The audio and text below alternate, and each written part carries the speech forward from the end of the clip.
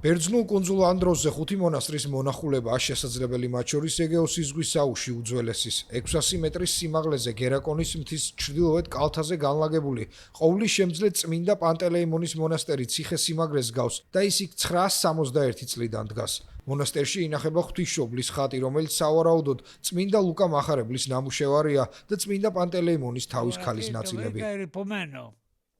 როდესაც აქ ჩამოვედი, მონასტერი ნანგრევებად იყო ქცეული, არც ოთახები იყო, არც სატრაპეზო და არც სამზარეულო. მადლობა ღმერთს, ბევრი ადამიანისა და ერთ-ერთი გემის მფლობელის დახმარებით ჩვენ მოვახერხეთ მისი აღდგენა და დღეს ის ასეთი ლამაზი და მოვლილია. მონასტერმა სწრაფად მიიზიდა ათასობით მომლოცველი, ის ანდროსის მოსახლეობისთვის მნიშვნელოვანი ადგილი გახდა. ადრე მონასტერი ერთგვარი სამკურნალო ადგილიც იყო, ხალხს ძალიან უყვარდა ის. ეს იყო დაწესებულება და არა მხოლოდ ბერების სამყოფელი, ადამიანები მოდიოდნენ წმინდა პანტელეიმონის მადლის მისაღებად, მოსალოცად და ჭრილობების მოსაშუშებლად.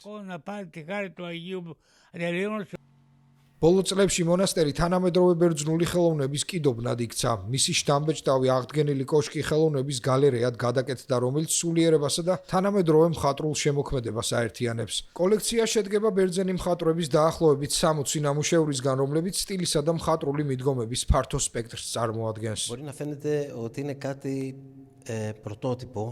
შეიძლება ორიგინალურად ან თუნდაც გაბედულად მოგეჩვენოთ, სინამდვილეში კი ეკლესია ყოველთვის თამამი იყო, რადგან ის ყველა ეპოქაში ახერხებდა ქრისტეს სახარების სიყვარულის გავრცელებას. ბოლოს და ბოლოს ხელოვნება და რელიგია გადაჭაჭულია ერთმანეთთან. ისტორიის განმავლობაში რელიგიებში გამოყენებული იყო ეპოქის შესაბამისი მხატვრული ფორმები. ჩვენი მიზანია ხელი შევუწყოთ დიალოგს ეკლესიას, სულიერებასა და თანამედროვე მხატვრებს შორის. ჩვენ ასევე გვსურს, რომ ამ ინიციატივით გაძლიერდეს მონასტრისა და მისი ვიზიტორების კავშირი. აქ ჩამოსულებს აქვთ შესაძლებლობა არა მხოლოდ დაათვალიერონ ხელოვნების ნიმუშები, არამედ ესაუბრონ ბერებსაც. საუკუნეების წინ კოშკები მონასტრებს მეკობრეებისა და მძარცველებისგან იცავდნენ. დღეს ისინი ხელოვნების კიდობნების ფუნქციას ასრულებენ და კუნძულის კულტურულ მემკვიდრეობასა და იდენტობას ამდიდრებენ.